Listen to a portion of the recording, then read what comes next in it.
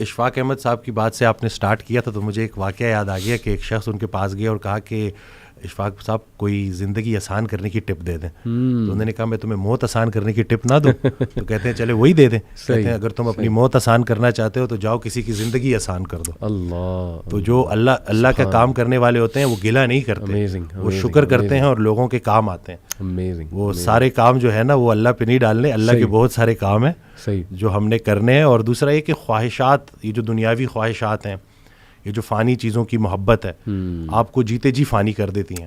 اور یہ جتنا کچھ بھی ہے نا, وہ ایک شعر ہے کہ تیرے سوا کروں پسند کیا تیری کائنات میں, دونوں جہاں کی نعمتیں قیمت بندگی نہیں. تو اللہ جو ہے نا اس کو ہم نے کسی چیز, کسی لالچ سے ہٹ کے صرف اللہ کیونکہ عبادت کے لائق ہے اور اللہ خالق ہے, اور ہم نے اپنے حالات کو نہیں دیکھنا, بس ہم نے ماننا ہے. امیر انسان اگر اللہ سے دور ہے تو امیری اس کے لیے آزمائش ہے, غریب انسان اگر اللہ سے دور ہے تو غریبی اس کے لیے آزمائش ہے.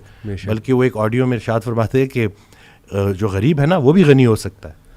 وہ غریب غنی ہے جس کی امیر کے مال پہ نظر نہیں ہے. تو اب وہ دیکھیں نا کہ کتنا آسان ہے ہمارے لیے نا, لیکن یہی ہے کہ اس کو پریکٹس کرنا.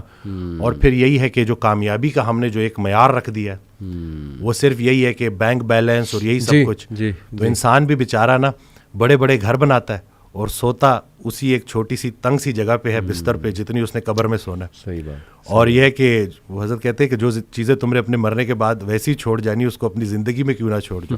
ایک اور جگہ کہتے ہیں کہ جن کو تم نے اپنے مرنے کا غم دے کے جانا ہے ان کو اپنی زندگی میں تھوڑی خوشیاں تو دے جاؤ. تو یہ جو ہے نا عمل, مصروف عمل ہونا ہے اور ارد گرد کے لوگوں کے کام آنا ہے.